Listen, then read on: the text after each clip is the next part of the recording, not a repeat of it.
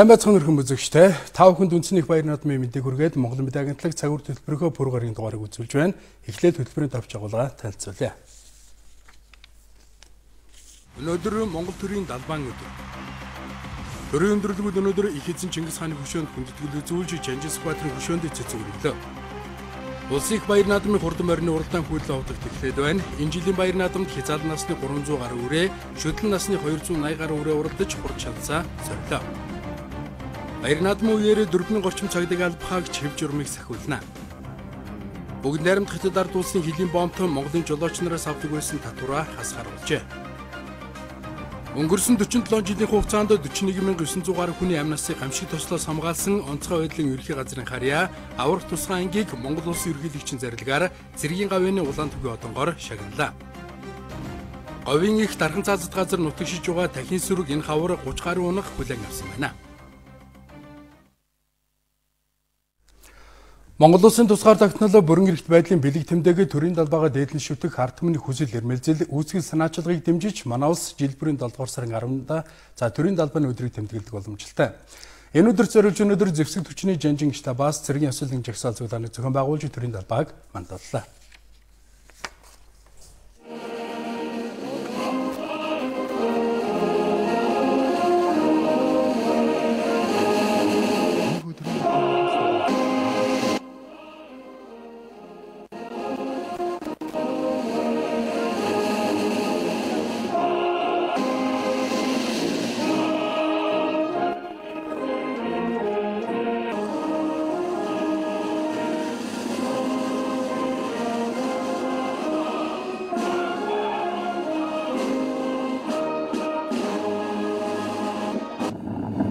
Төрт ёсны эрхэм нандин баялаг уламжлалтаа Монголын ард түмэн эх оронч эрэлхэг баатарлаг өвөг дээдсийнхээ хөлс цус нэвтсэн ариун дагшин газар шороон дээр тууруу тусгаар төр улсынхаа ариун голомтыг бадрааж мөнх тэнгэрийн хүчин дор Монголын төрт ёсны 3 дахь мянганы түүхийг бүтээж байна.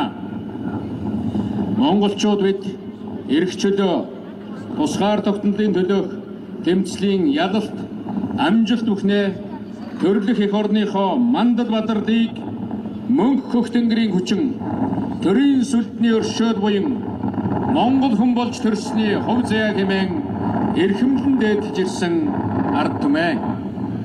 Монгол улсын төрийн алтан соён бүтсүлд эрдэнийн далбаа тэргүүд нь Монголын төрт ёсны нандин уламжлал гүн утга санааг агуулan өнгөрсөн өнөө ирээдүйн 3 цагийн алтан хэлхээ холбоонд мөнхөд бадран бадарч байхыг бэлэгддэг юм а. Монголын ард түмний төрийн их баяр наадмын босгон дээр эрдэнийн соён бут талбайгаа Алтай хангаа говь тал нутгийнхаа халуун хээлэнд мандуулж эх орноо батлан хамгаалах цэргээ жагсаан сүлд хиймрээ бадруулдаг нь Монголын төрт ёсны сайхан уламжлал болон тогтлоо. 2008 онд нийтээр тэмдэглэх баярын болон тэмдэглэлт өдрүүдийн тухай хуульд нэмэлт өөрчлөлт оруулж Монгол улсын төрийн далбааны өдрийг 7 дугаар сарын 10-нд тэмдэглэж байхаар тогтсон. Үүнээс хойш манай улс энэ өдрийг тогтмол тэмдэглэж ирсэн.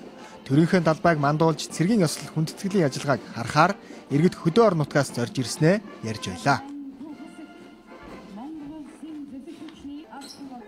Тусгаар улсын ийм иргэн хүний хувьд энэ төрийн далбаа сүлдээ ер нь юу гэж боддог юм те? Төрийн далбаа сүлдээ бол ер нь хүндэлжил явах хэвээр Монгол хүний хувьд Монгол хүн тэргээрээ ястаа омгсон огшжил тандаа л гэж бодож байна. Тусгаар тогтносон Монгол улс гэдгээ дэлхийд дахинд харуулж чадлаа. Энэ Монголын төрийн далбаа ямагт өндөрт мандаж байх хэвээр. За манай цэрэг армийн дайчид цоглог жахваатай сүртэй сайхан харагдж байна. Тэр залуу армийн дайчтараа бахархаж байна. Далбаа гэдэг юм чинь анхыг нэлээд дээр үеэс эхэлсэн. Бараг одоо 4,000 жилийн түүхтэй ч гэсэн тиймэрхүү юм ярьдсан байлээ эрдэмтэд. Тэгээд энэ далбаа бол эхлээд нөгөө нэг тэр малынхан одоо арьсыг шииртэн хийгээ тэрийгээ өргөө далбаа тавьж ийсэн тийм түүхтэй гэж бас түүхч ярьдсан байлээ. Ингээд хожим одоо боловсронгоо болсоор хагаад одоо ангадагаар богдын үеэс ч юм уу Занавазрын одоо нэг саян батай юу бүтээсэн талбай бүтээсэн. Ингээд л одоо уламжлагдаад улам боловсронгуй болоод сүүлдээ хамгийн сүүл 92 онд бас одоо боловсронгуй болгоо шинжилээд ингээд албан ёсоор баталгаажуулаад яваад байгаа. Монгол улс төрийн талбайгаа 1911 оноос хойш 5 удаа шинжилж байжээ. Харин өнөөгийн төрийн талбайг 1992 онд үндсэн хуулиараа баталгаажуулж 2011 онд Монгол улсын төрийн талбайг дээдлэн хүндэтгэх санаачлагыг түгээн дэлгэрүүлэх тухай зарлиг гаргажээ. Өнөөдрийн төрийн талбайг мандуулах ёслолд зэвсэгт хүчний болон үндэсний аюулгүй байдлыг хангах тусгай чиг үүрэг бүхий байгууллагуудын 1800 гаруй цэргийн албаа агч оролцлоо. Толгор төрийн 2223 жилийн их Монгол улс байгуулагдсны 808 жилийн ардын хувьсгалын 93 жилийн ойд зориулж өнөөдөр төрийн өндөрлөгүүд их эзэн Чингис хааны хөшөөнд хүндэтгэл үзүүлж Жанжин Сүхбаатарын хөшөөнд цэцэг өргөлөө. Уг ёслолд Монгол улсын ерөнхийлөгч Илбэгдорж, Монгол улсын их хурлын дарга Инх болд, ерөнхий сайд Алтан хуйг болон төрийн бусад өндөрлөгүүд гадаадын зочин төлөөлөгчид иргэд оролцлоо.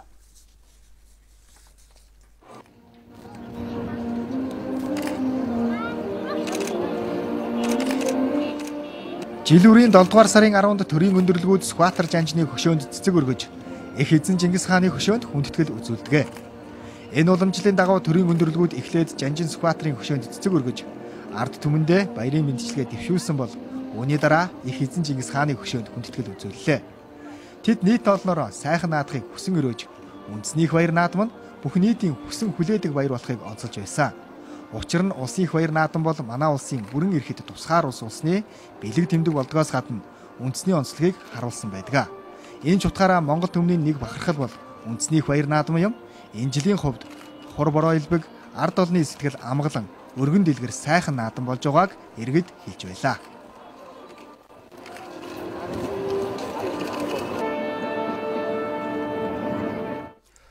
Үндэсний баяр наадамд зориулсан босоо заяатай Монгол хүндэтгэлийн тоглолт өнөөдөр боллоо. За энэ тоглолтод мэргэжлийн урлагийн бүхий л байгууллагын уран бүтээлчид оролцсон юм а.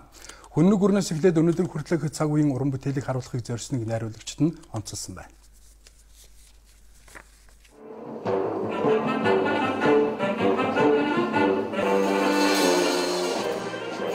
Энэ удаагийн хүндэтгэлийн тоглолт өмнөх жилдээ харьцуулахад хэд хэдэн онцлогтойг уран бүтээлчид нь хэлж байна.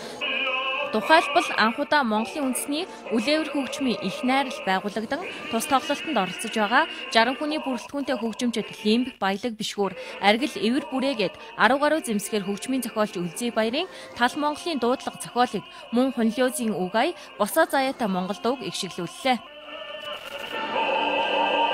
Энэ жил бид нар бас зөвхөн хөгжмийн зэмсгүүдийг бас Монголын түүхэнд анхудаа оруулж ирсэн. Энэ маань болохоор зэрэг Жигсаалын хингэрээгээд их эзэн одоо 13 дугаар зууны үед Монголын төрийн их найрал хөгжим тоглож ирсэн Жигсаалын хингэрэг гэх хүчнгийн зөвхөн хөгжмийн зэмсгүүд ер нь ховор нант хөгжмийн зэмсгүүдийг сэргээж мөн шинчилж гаргаж эгшгэлж байгаараа түүнийг найрал хөгжим болгож одоо гаргаж ирснээс онцлогтой.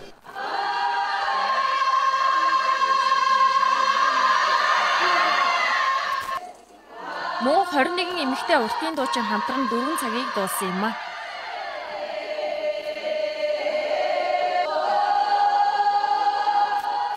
Энэ дууг бол ерөнхийдөө дандаа эрэгтэй хүмүүс дуулдаг ихэвчлэн. Тэгээ энэ удаад бол 21 эмэгтэй дуучин ямар ч одоо морин хуур лимбтэй хөгжмийн хамсраагүйгээр одоо хөгжимгүйгээр гэсэн үг те. Ингэж дуулж энэ удаагийн тоглолтод оролцсон. Төрийн хаан концертанд бас оролцож байгаа гэдэг бол одоо урлагийн бид одоо урлагаар хичээлж байгаа ч энэ урлагт хүчээ өгж байгаа хүмүүсийн одоо маш одоо бүжсэж хүлээж яадаг. Бас нэг талбарын нэг нь бол харахгүй мөн. Алдарт Бүчинигийн Чочо сан дөрөв Чочо саны арийг бидууллаа. Маш сэтгэл өндөр байна. Одоо жилдээ ганц болдог маш том хэмжээний үндэсний их баяр наадмын юм төрийн концертанд бас залуу дуучин те би оролцож байгаадаа маш их баяртай байна. Монголын хөгжмийн санд бүртгэгдсэн Алтай ятгыг анхудаа үндэсний их баяр наадмын хүндэтгэлийн тоглолтод мөн эгшиглүүлсэн юм а. 4 хэсгээс бүрдсэн тоглолт нь монголчуудын баялаг түүх, соёлыг харуулсан гэдгийг найруулагч нь хэлж байна. Тэмээ их одоо утга агуулга холбоос хувьд найруулгын хувьд нэлээд олон жил гүн ухаан далд шийдлэр шийдэж яг Монгол уламжлал гэдэг илүү их харуулснаар онцлог. Ер нь бол монголчуудын үндэсний их баяр наадам бол монголчуудын тусгаар тогтнолын бэлэг тэмдэг гэж ойлгодог миний хувьд. Үндэсний их баяр наадамд зориулсан тоглолт өөрийн гэсэн нэртэй байх ёстой гэж тус тоглолтын ерөнхий найруулагч Монгол улсын төрийн сойрхолд гавьяа жүжигчид Сусар Барам үзэж босоо заяатай Монгол гэж нэрлсэн байна. Өмнө нь үндэсний их баяр наадмын болон төрийн хүндэтгэлийн тоглолт гэсэн ерөнхий нэртэй байсныг ийхүү өөрчилсөн нь бас нэгэн шинэлэг ажил болжээ. Тус тоглолтыг Монгол улсын ерөнхийлөгч улсын их хурлын дарга ерөнхий сайднаараа үзэж сонирхсан юм а.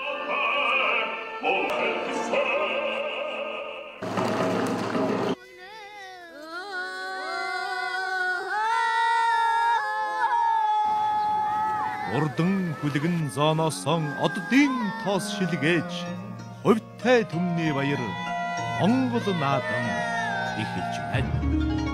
Монгол түмэн минь сайхан наадаарай. Монголын дагналтын цэвэр төлбөр үзүүлж байна. Улсын их баяр наадмын хурдан морины уралдаан өнөөдөр хуудлын хотод эхлээд байна. Захи заалан шүтлэн насны морины уралдаанд зүүн зүгэн аймагуудын уяачдын сойсон хүлгүүд төрөө магнад давхилаа.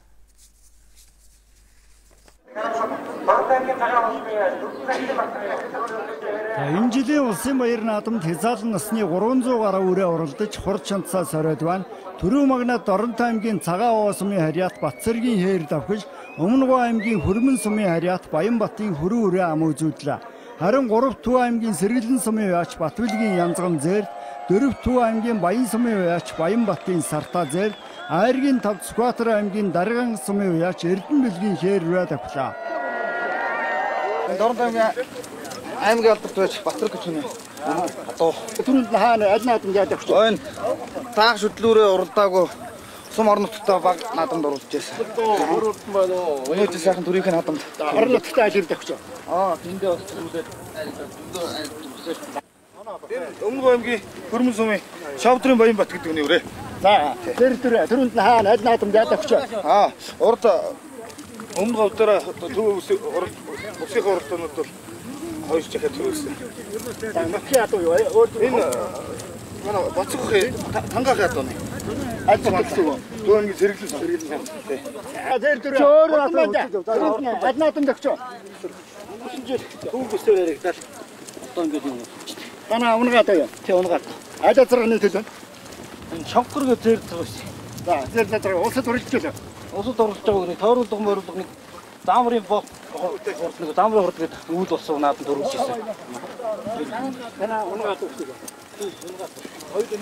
За, аргид тавьчих. Тэр нь битүү өрөө маа миний өрөө. За, танаа нутгийн унгаад өрөө. Тийм миний өрөө унгаад. За, танаа түүний аль азрын төлөө сарт гэж манай цолмон халтар төлөв маань. Сарт гэж нэг хатар вэ. Төрийн наадамдас нэг хоёр удаа 8-аар орж ирсэн. Тийм азрын төлөв маа. За улсын баяр наадам шүтлэн насны 280 гаруй үрээ оролдож Сүхбаатар аймгийн Баянделгэр сумын харьяат Цэрэн Балтмын хул төрүүлж Улаанбаатар хотын Сонгон архан дүүргийн уяач Бүрэг Баатрын Саарл амын үзүүлээд байна. Харин 3-т Төв аймгийн Баянжаргалан сумын харьяат Тувааны хул, 4-т Дундгуй аймгийн Адаацэг сумын харьяат Сүхбаатарын хул, Айргийн 5 Төв аймгийн Сэргэлэн сумын харьяат Зэвсэг түвшний 232 дугаар ангийн уяач Батболдын уйсан төрийн торгон сүргийн бор үрээ давхлаа. Тойгоо сэргэлэн сумын онон гэдэг хүний унгаад торгон сүрэг гээд одоо төрийн торгон сүргийн одоо бор гэдэг хөрдөө нодлон бүсийн нааданд даагандаа тавуулж ирсэн. За аль зүгийн гаралтаад байна. Энэ одоо унганд татлаа. Унгаад уу. Онгийн ямар азрын төлөө? Энэ амцгийн мэндгийн борын төлөө. Өнөө лаанд бор гэдгийн хурд төлөө. За аргагүй сайхан удамтай юм аа.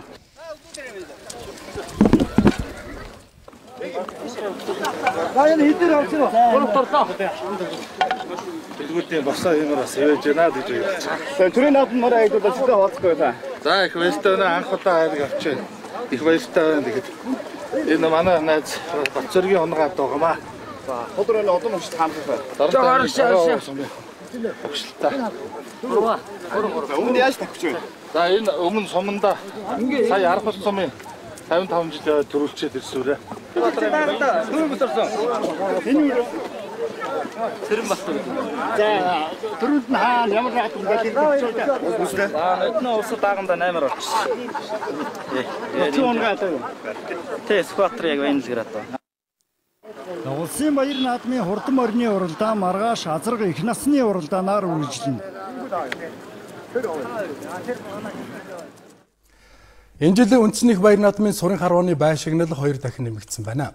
Мөн эрхэм мэрэгэн харваачид төр засгийн хайрын хуулийг хүртсэн залуу харваачдаар игнээг нэмсэн сум мэрэгэн сайхан наадам болж өгнө гэж наадамчин болон бэлгшээж байна.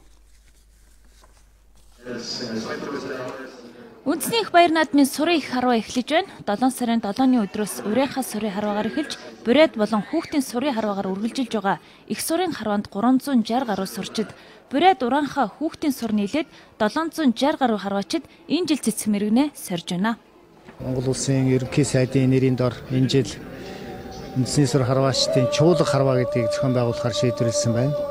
Энэ бол одоо томоохон дэмжлэг үзүүлж байгааг нэг хэлбэр. За мөн дараачийн нэг дэмжсэн гол үйл явдал бол төрийн их баяр наадамд тэргүүн байр эзэлсэн харваачдын бай шагналыг тодорхой хэмжээгээр нэмсэн явдал байна. Энэ бол маш сайн хэрэг юм аа гэж дотроо баярлж байна.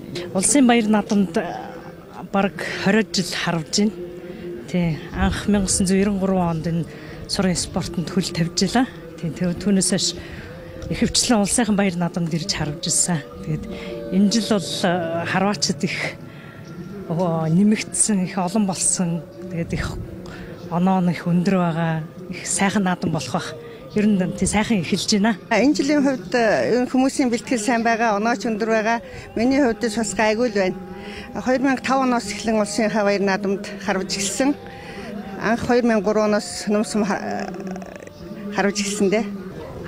Манайх ер нь одоо 4-р үеийн сурын харваанд оролцож байна. Манай аав 1972 оноос эхэлж их сурын харваанд орсон. Нийтдээ 4 удаа дөрвөлж 8 удаа үзүүлсэн.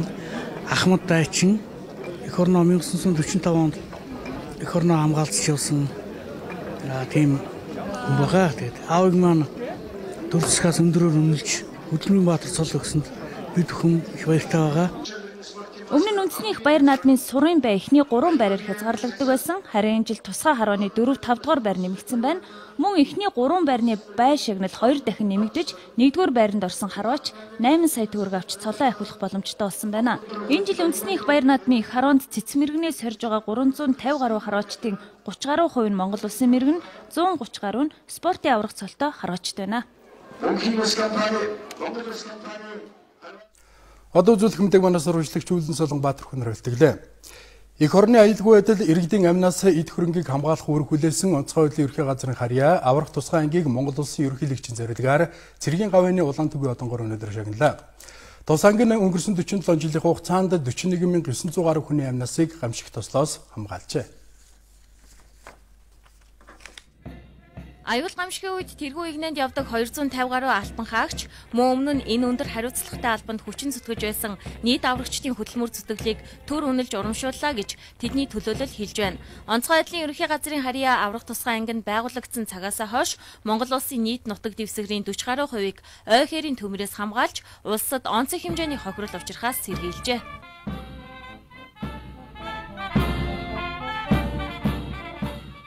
Аливаа нэгэн гамшиг ослоос хүн айгаа зүхтаагаад хүн болгон зүхтаагаа явж хахад аврагчин болоод сөрөө зогсоод тэрийг одоо аюулгүй болгох гэж явж байдаг. Энэгээрээ бас их онцлог мэрэгжлээдэг, онцлог аль байдаг.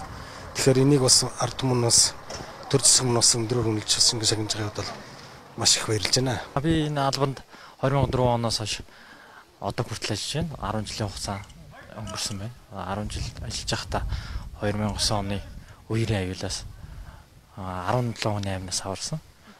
Мөн өөрт автсан айлыг аюулгүй газар нүүлгэн шилжүүлж иргэдийн амнаас эд хөрөнгийг аврах хамгаалах ажлыг үүсгэдэг.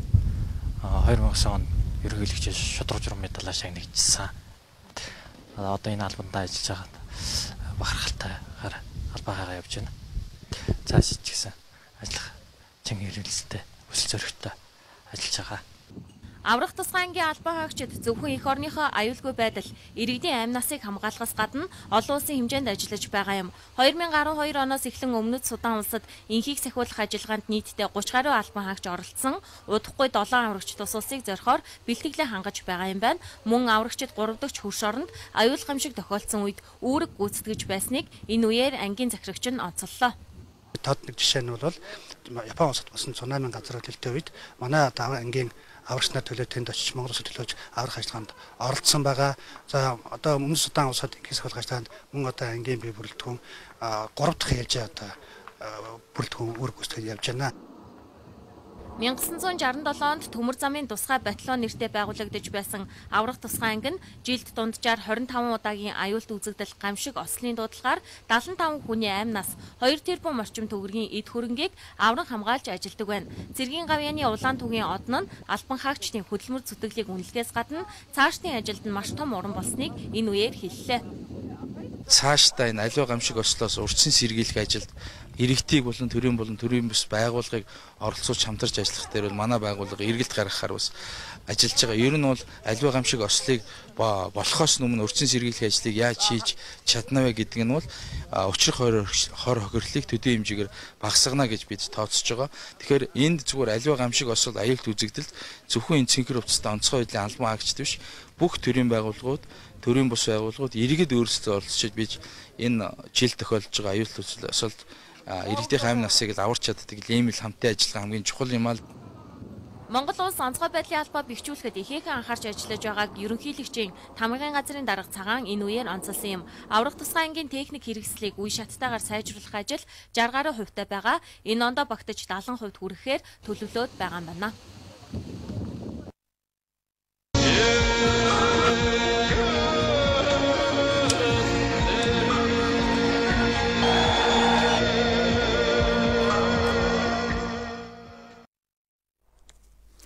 Анхаарлаа тулж үзэгч та бүхэнд баярлалаа.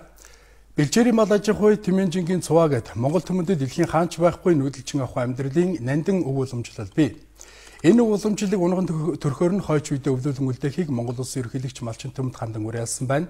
За мөн жилийн дөрвөн улиралд мал сургуй даган нүүдлэн амьдардаг малчдын гэр бүлд өр хүүхдүүдийнх нь боловсролын асуудал хэрхэн нөлөөлж байгаа талаарч иргэдийн санаа бодлыг төрийн тэргүүн сонсчээ. Монгол орны зах хязгаар нутгийн малчдын амьдралын тухай нэвтрүүлгийг Монгол үндэсний олон нийтийн телевиз бэлтгэн үндэсний их баярын төвөг тохиолдуулан үзэгч та бүхэндээ өргөн барьж байна. Монгол улсын ерөнхийлөгч захиагийн элбэгд орж төрийг тахилахад бол алдаа 5 бог тайрхныг дахих үеэр Баян Улгийн аймгийн Сумдаар явж казак бүрээд иргэдийн ажимдалтай танилцсан юм а. Үндэсний цөөнх казак цөөнхийн цөөнх туваа малчдын гэрт айлчилж иргэдийн санаа бодлыг сонсож хонсон Монгол улсын ерөнхийлөгчийн аян замын тэмдэглэлээр Монголын үндэсний олон нийтийн телевиз мөнгөн дуулахт Монгол алтай мөнх оршиг нэвтрүүлэг бэлтгэсэн. Нэвтрүүлэг өнөөдөр Монголын үндэсний олон нийтийн телевизээр 20 цаг 50 минутанд буюу цагийн үрд мэдээллийн хөтөлбөрийн дараа гарах юм а. Баян Улгийн аймгийн туваа болон казак иргэдээр орж ажил амьдралтай танилцж одоо 1-2 өдрийг бол тэнд өнгөрөөж малчин ардуудтай уулзаж ярилцаж явсан. Энэ дундаас бол бид нар бас өөрсдөө нэвтрүүлгээ бэлдсэн. Энэ одоо баяр наадмын үеэр энэ нэвтрүүлгийг үзэгчдэд хүргэх гэж байна. Тэгж явхад бол ерөнхийлөгчийн одоо урилгаар Жанц Нуруугай, Чоожим цам, төрийн сэргэлттэй зохиолч Лавг Сурангуй мөн их авраг одоо Адархан сайхан дарга оруулсан Сүхбат авраг мөн анхны ерөнхийлөгч Бонцлмагийн Очирбат гэдэг одоо улсууд бол энэ ажлын одоо багт орж исэн. Тэдгээр улсууд маань одоо тэр олон ард иргэдтэй уулзаж санаа бодлыг солилцож явсан. Эндээс бид нар сэтгэлгүйч бол нэвтрүүлгээ бэлдсэн. 2012 оноос хойш төрийн их тахилгад уулуулж энэ жил анхудаа төрийн их тахилга ёсол үйлдсэн Алтай 5 богдыг тойрон Урянха, Казак, Туваа, Дөрүүд, Торгууд, Мянгат, Хотон, Хотгойд, Халах, Баяд, Загчин, Өөлдгээд олон ястнууд тойрон амьдарч байна. Зах хязгаар бус нутагт амьдарч үндэсний цөөнх иргэдэд тулгамдж байгаа асуудлыг мөнгөн дуулахад Монгол Алтай мөнх оршиг нэвтрүүлэг хөндөх юм а. Ерөнхийдөө нэг хэдэн малаа одоо зараал тэр одоо хямдхан хужаа моцикл худалдаж аваад тэгэл тэрнээсээ болоод одоо гимтэж бэртгэхтэй ийм асуудал бол одоо бас зөндөө гарч байгаа.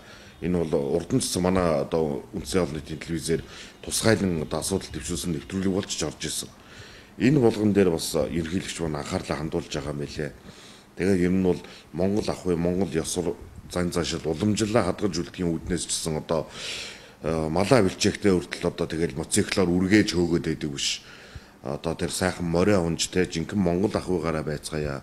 Монголчуудаа морио унцгаая гэсэн одоо тэр уриалгыг бол ерөнхийлөгч маань нэвтрүүлгээр бол бас дамжуулж хүргэж байгаа. Мөн тэр улсууд бас өөрснөө ерөнхийлөгчд хэлж байла тий. Биднүүсийн одоо төрөлх хэлэл маань бэлтгэсэн одоо мэдээллийн нэвтрүүлгүүд тусгайлсан сувг MN2 телевиз гэж одоо гаргаж өгсөнд баярлалаа. Сум болон аймгийн төвөөс хэдэн зуун километрээр аслагдан амьдарч байгаа малчтын гэр бүлд 6 настай хүүхдээ сургуульд явуулахад их хүндрэл гардаг тухай болон иргэдийн аж амьдрал тулгамдж байгаа олон асуудлыг төрийн тэргүүн малчны хотод сонссон байна. Мөнгөн дуулахт Монгол алтай мөнх оршиг нэвтрүүлэг цагаан үрд мэдээллийн хөтөлбөрийн дараа шууд гарах юм а.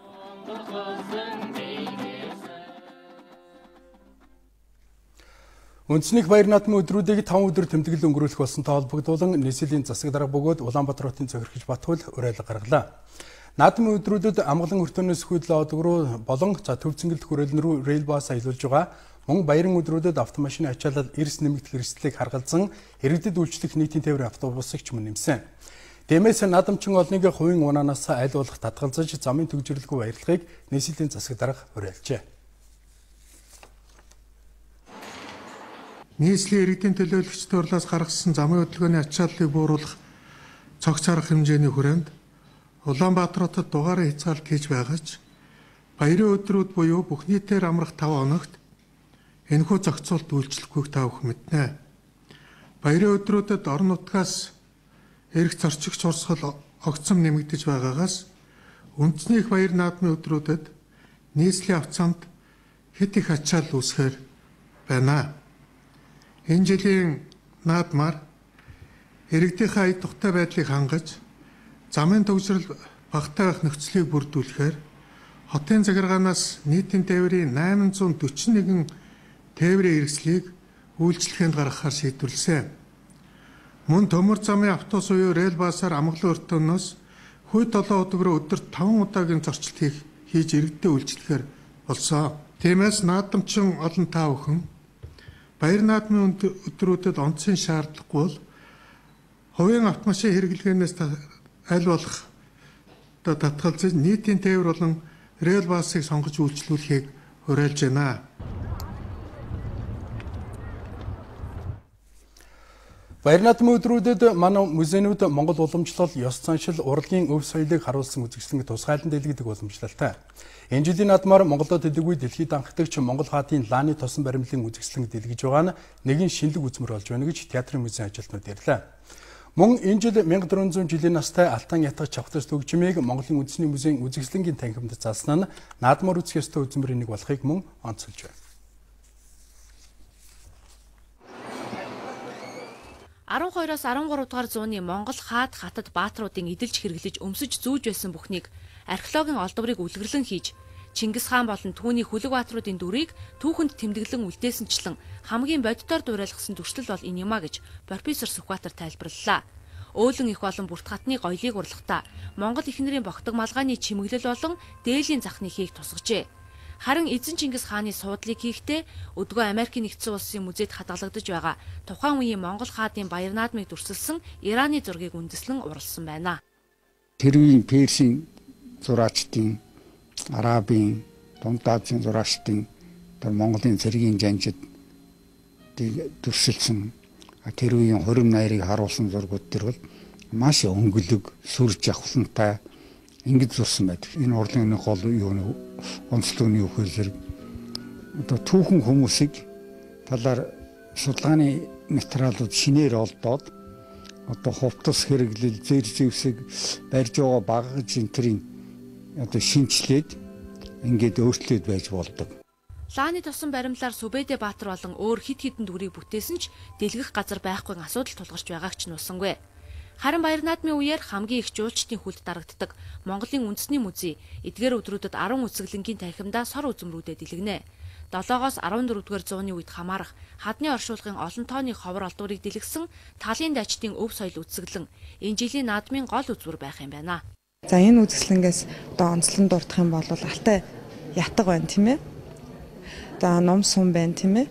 За хадны оршуулгаас олдсон за дээл гэх зэрэг одоо онцгой үзмрүүд байж энэ. За тасалбар гэх юм бол насанд хүрэгчд бол 5,000 гадаад Монгол хамаарахгүй. За хэрвээ гэр бүлээрээ үзэх юм бол хөнгөлөлттэй тийм ээ гэр бүлийн тасалбар бол 6,000 төгрөг байж байна. Баяр наадмын өдрүүдэд Монголын урчуудын эвлэлийн үцэглэнгийн танхимд Монголын сайхан орноор үцэглэн дэлгэх бол Богдхааны ордон музейд Даршингийн цуваа сэдвт үцэглэн, Монгол цэргийн музейд Халах голын баатрууд болон Монгол адууны соёл үцэглэн дэлгэх юм а. Мөн эдгээр өдрүүдэд үндэсний дуу бүжгийн төмөн их чуулганхан ардын язгуур урлагийн тоглолтоо толилуулах юм байна. Дараагийн мэдээ. Үндэснийх баяр наадмын өдрүүдээр цагдаагийн байгууллагын бие бүрэлдэхүүн өндөржүүлсэн бэлэн байдалд ажиллана. За олон нийтийг хамарсан хамгийн том баярын арга хэмжээ учраа нийтийн 4,000 орчим цагдаагийн албан хаагч хэв журмыг сахиулан ажиллахаас гадна зарим цэргийн анги болон оюутнуудын дэмжлэгийг авахар төлөвлөсөн байна. Монгол наадмыг нийслэл болон 21 аймгийн иргэд дэлхийн олон орны жуулчид ирж үздэг учраас зохион байгуулалт хэв журмыг сахиулах тал дээр онцгой анхаарч ажиллаж байгааг мэдээллээ. Цагдаагийн байгууллагын бие бүрэлдэхүүн нийт 5 хоног өндөржүүлсэн бэлэн байдалд ажиллана. Зөвхөн төв цэнгэлдэх хүрээлэнг тойроод 1500 гаруй цагдаагийн албан хаагч ажиллах юм байна. За ер нь цагдаагийн байгууллага нэмэлт төвтөр ажиллаж байна. Бас иргэдийнхээ оролцоог иргэдийнхээ тусламж дэмжлэгийг авч байна. Тэгэхээр жилийн жил одоо гэмт хэрэг зөрчилтөд холбогдож байгаа хүмүүсийг харахаар дандаа архитан согтуурахтай холбоотой байгаад идэг. Тэгэхээр энэ баяр наадмаар иргэд минь архи согтууруулахын зөв зохистой хэрэглээч.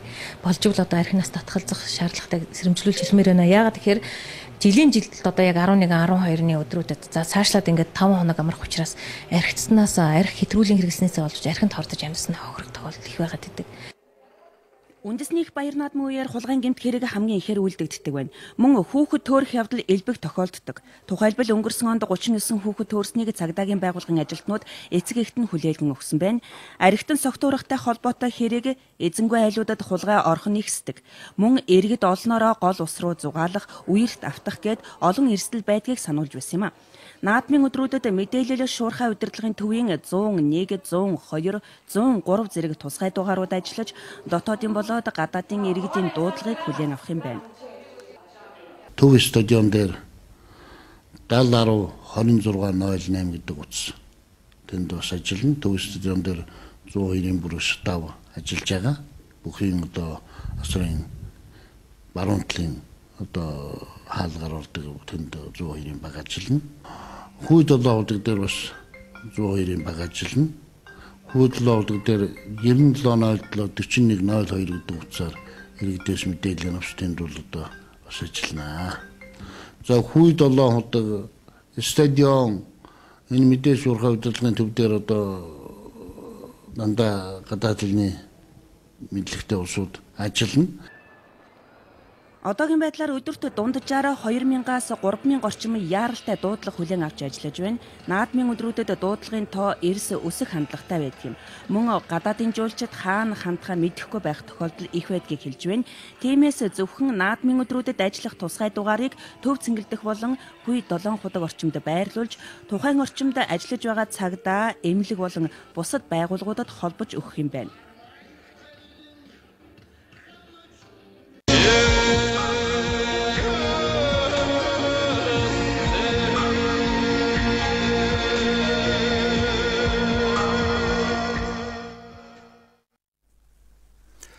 Цаг урд мэдээлэл хөтөлбөр үндэсний баяр наадамтай холбоотой мэдээ сурвалжлагуудаа үзүүлээ. Одоо үргэлжлүүлэн өнөөдөр улсын орны дотоодод өрүүлсэн бусад үйл явдлын мэдээллүүдээс үзүүлээ. Бүгд найрамд хятад ард улсын хилийн бомбоор нэвтрэхийн тулд манай улсын жолооч нар олон төрлийн татвар төлдөг. Зарим тохиолдолд машин техникийг нь хуучирсан нэрээр удаан хугацаагаар саатуулдаг тухай хилийн бомбт орчимд одоо үйлчилгээ эрхэлдэг жолооч нар байнга хэлдэг. Тэгвэл өнөөдөр яг энэ асуудлаар манай улсын зам тээврийн яамныхан бүгд найрамд хятад ард улсын өвөр Монголын өөртөө засах орны зам тээврийн танхимын төлөөлөгчтэй уулзаж зарим асуудлаар ярилцаж тохирцсон байна. Гашуун Сүхбаатарын бомбоор нүүрс тээвэрлээд гарсан машин цагтаа амжиж ирдэггүй. Зарим үед хилийн цаана олон хоног тохиолдолж гардаг байна. Учир нь хятадын хэлээр нэвтэрсэн жолооч нар эргэж гарахтаа бүгд найрамдах хятад ард улсын хилийн бомбтоос олгосон дугаарын дагуу үйлчлүүлдэг. Дугаар дээр 170 машины дараа та гарна гэсэн л бол тэр дугаарын дагуу гарахаас өөр аргагүй. Тиймээс өдөрдөө хил гарч амжих байсан машин олон хоног сааддаг байсан. Харин одоо хоёр улсын авто тээврийн төлөөллүүд Гэрээ хийснээр хилээр гарах машинд урдаар тусгай зөвшөөрөл олгохоор болсон байна. Ингэснээр манай улсын жолооч нараас олон төрлийн татвар хурааж удаан хугацаагаар саадуулах шаардлагагүй болж байгааг Хятадын талаас мэдэгдсэн байна.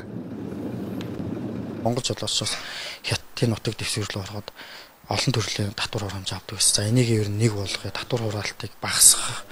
Ер нь бол Монголд одоо мөрдөгдөж байгаа татвар хураалт Хятадын нутаг дэвсгэрт орсон ч гэсэн яг ижил төвшин татвар хураалтыг байлгах тал дээр хоёр тал дээр ярилцсан тохирсон. Ер нь одоо жишээ нь ховдын булганы бомтоос таксикэн ороход өнөөдөр жишээ нь ВАЗ 2206 буюу Поргонтой тээвэр хэрэгсэл Поргоноор хил нэвтрэхэд 500 явна авдаг байсан бол одоо ер нь бас хоёр талаас харилцан тохиролцоод ямар нэгэн татвар хураамжийг бүр байхгүй болгох, давхарцсан ямар нэгэн хураалтыг Хятадын тал болиулах тал дээр харилцан тохиролцож сая хилцээр дээр бүр гар усгаж баталгаажууллаа. Мөн энэ хилцээр хийгдэх үеэр урд хөгш рүү авто тээврээр хийх 4 шинэ маршрут хэрэгтэй байгааг манай талаас хэлсэн бол Хятадын талаас 2 шинэ маршрут хэрэгтэй байгааг хүсжээ. Тухайлбал Монголын говоос экспортлж байгаа нефтийг хөх хотод боловсруулад манай улс руу эргүүлж нийлүүлдэг. Ингэж тээвэрлэхэд 800 гаруй километр тойрдог байсан нь аль талдаа ашиггүй байсан учраас өөрчлөхөөр болсон байна. Энэ маань бол одоо хөх хот тэгээ ганц мод гашуун сухаад тэгээ хам богод нөгөөх нь бол 5-7 цогццээ гэсэн энэ чиглэлээр бол тээвэрлэх юм хүсэлт байгаа. Тэгээд энэ тээвэрлэлийн хүсэлт нөгөө талаас бол мөн манахаас үүсэж байгаа тээвэр бол одоо хөх хот тул дээр явна гэсэн ийм тохиролцоотойгоор одоо энэ эхний ээлжинд бол бид нар энэ протокол дээр гар усгаж сургаж байна. Хоёр орны төлөөллүүд энэ сэдвээр жил болгон уулзалт зохион байгуулдаг байна. Харин энэ удаагийн хилцээр тодорхой үр дүнтэй боллоо гэдгийг албаны хүмүүс онцолж байлаа. Учир нь Хятадын талаас Монгол жолооч нараас шаарддаг байсан олон төрлийн татварыг цөөлөхөр болсон нь тодорхой үр дүн гэдгийг тэд онцолж байсан. Гэхдээ Хятадын талаас танах хиллийн орчимд үйлчилдэг тээврийн хэрэгслээ сайжруулах гэсэн болзол тавьж байгаа юм байна. Энэ шаардлагыг хүлээж авахаас өөр арга байхгүйг зам тээврийн яамныхан хэлж байсан. Одоо үзүүлэх мэдээг хөдөө орон нутгийг сүлтгэлээ. Сэлэнгэ аймгийн Хушаат сумын нутагт орхон гол дээгүүр 235 орын 2 м урттай төмөр бетангуурыг улсын дэсэн хөрөнгөөр барьж ашиглалтанд оруулсан байна. За ингэснээр Сэлэнгэ аймгийн баруун, Булган аймгийн зүүн хойд талын сумын иргэд дөд замаар Дархуул аймагт ирэх боломжтой болжээ.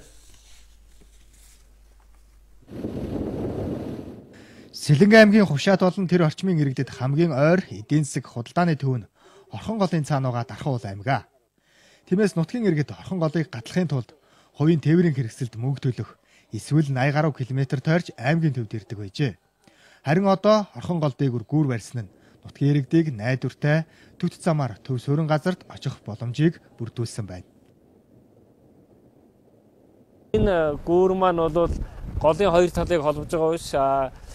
Сэлэнгэ аймгийн одоо Хушаат сум за ойр орчмын сумуудыг бол төвийн бүстэй хөгжилтэй холбож байгаа ийм хөгжлийн одоо гүүр болж байгаагаар бол онцлогтой. Тэр бол Дархан аймаг за Улаанбаатар хот руу өөр төрөө төмс үндэсний ногоогоо зөөх тэдний төмс үндэсний ногоо хөдөө аж ахуйн гаралтай бүтээгдэхүүн махан бүтээгдэхүүний үйлдвэрлэлийг бол хангахад хамгийн чухал үүрэг гүйцэтгэх ийм одоо стратегийн өөр төрөө үйлдвэрлэлийн одоо зориултаа ийм барилга байгууламж болж байна. За манай компани Сэлэнгэ аймгийн Хушаат суманд 235 м урт төмөр бетангуурыг барьж өнгөрсөн оны 11 сард дуусгасан.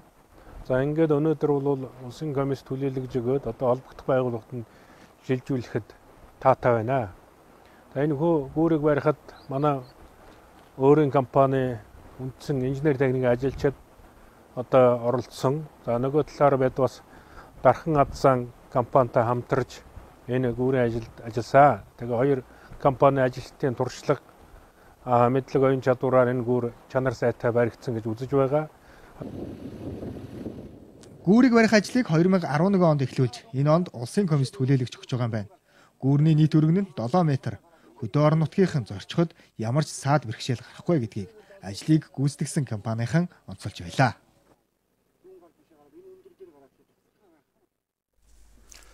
Монгол улсын нийт цэнгэг үсний 70%-ийг дангаар ажлыг зогсохгүй дэлхийн хамгийн цэвэр цэнгэг тооцогддог хөвсгөл нуурыг хайрлан хамгаалах аянд дэлхийн 13 орны иргэд нэгдэжээ. Хөвсгөл нуурыг хайрлан хамгаалж байгаа мэрэгжилтнүүдэд туслах зорилготой хөх давлгаа энд дэлхийн улс орнуудын 600 гаруй иргэд нэгдэж хандид тусламж илгээсэн байна. За хандид тусламжийн эхний цөв болох байгаль хамгаалагчдын мотоциклийг хүлээлгэн өгөх гэж байгаа юм байна.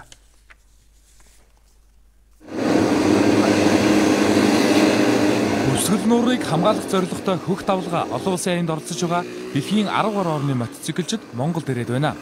Тэд байгаль хамгаалагчдын хамгийн тохиромжтой унаавлах туулах чадвар сайтай эдгээр мотоциклыг хөвсгөл нуурыг хамгаалж байгаа байгаль хамгаалагчдад өгөх юм а. Хөвсгөл нуурыг хамгаалах олон улсын аяны хүрээнд хандив цуглуулсны үр дүн ийхүү гарч байгааг хэлж байна.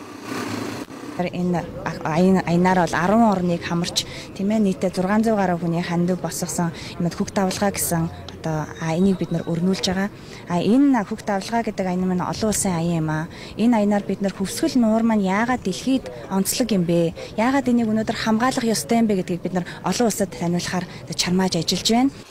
Хөх давлгаа олон улсын аянаар хөвсгөлийн улсын тусгай хамгаалалтын газар нутгийг хамгаалтын тогтолцоог бэхжүүлж олон улсын менежментийн багийг бүрдүүлэх зорилготой. Эхний ээлжинд Америк, Шинэ Зеланд, Герман зэрэг дэлхийн 10 гаруй орны мотоциклчид Монголд хүрэлцэн ирж байгаль хамгаалагчтай хамтран ажиллах юм байна.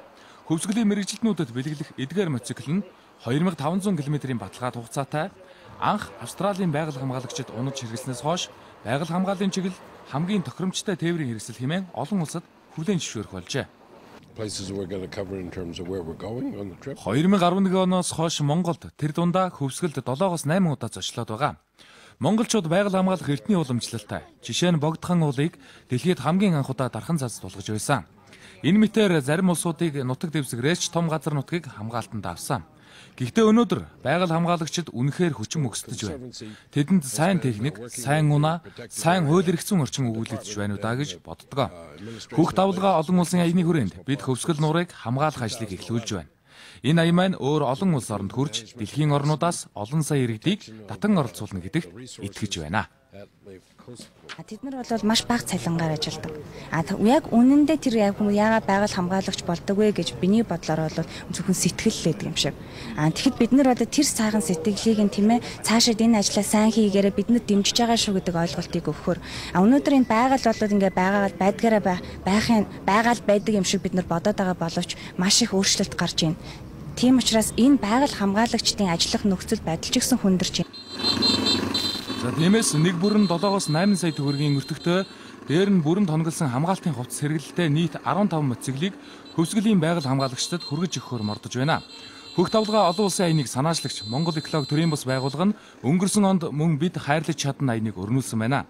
Цаашид хөвсгөл нуурыг хамгаалах чиглэлд Америк нэгдсэн улс болон бусад улсын туршлагыг нэвтрүүлэх олон оронд хөвсгөл нуурын тухай сурчлах ажлыг зохион байгуулахаар төлөвлөж байгаа юм байна. Гавалтай аймгаас 330 км таслагдсан говийн их дархан цаасд газарт нутагшиж байгаа Тахин сэрүүг энэ хавар 30 гаруй өнөг хүлээн авсан байна. 1991 оноос хойш зүүн гарын говьд нутагшсан Тахин сэрүүгөдгөө 140 ултлаа өсөж үрж байгаа юм. 1990-ад онд Герман улсаас авчирсан цөөн тооны тахиг Хятад улсын баруун хойд хэсэг Синхомужийн Жимсар гэдэг газар нутагшуулсан боловч хөдөлгөөн багтай амтны хүрээлэн шиг байлгасан нь тахин өсөлтөнд сөрөг нөлөө үзүүлсэн байна. Харин Герман улсын Бавар мужийн иргэн Кристиан Освальд байгаль хамгаалах хувийн сангийн шугамар Монголд тахи нутагшуулах ажлыг сонирхон судалж хэрэгжүүлсэн юм а. Тахин сүргийг Говьалтай аймгийн Дархан цаазд нутаг буюу зүүн гарын говьд нутагшуулсан нь тахи тааваараа өсөж үржих нөхцөлийг бүрдүүлсэн байна. 2009-2010 оны зуднаар тодорхой хэмжээний хохирол үзэж тахин тоо толгойн цөөрсөн ч сүүлийн жилүүдэд өсөлт үржилэн нэмэгдэх болжээ.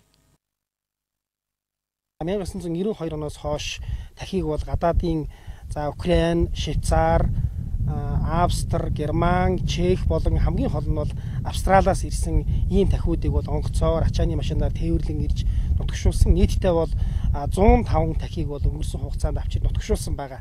Тахин сүрэг маань бол өнгөрсөн 22 жилийн хугацаанд бол амжилттай сэргийж нутагшсан. Зүүн гарын говь нь задгаа ус булаг шанттай улсын тусгай хамгаалалтын бүс юм а. Говийн экосистемийн унган төрхөөрөө байгаа учраас тахи нутагшуулахад хамгийн тохиромжтой болохыг байгаль хамгаалагчид хэлж байлаа. Энд Монгол төдийгүй дэлхийд ховорцсон тахи, хулан, хар сүлт, аргал, янгир зэрэг амьтад нутаглаж өсөж үржиж байна. Бид уламжлалын ёсоор хөтөлбөрийн төгсгөлд ус цагур орчны шинжилгээний хүрээлэнгээс ирүүлсэн ойр өдрүүдийн цагаарын үрчилсэнтэйг үзүүлж байна.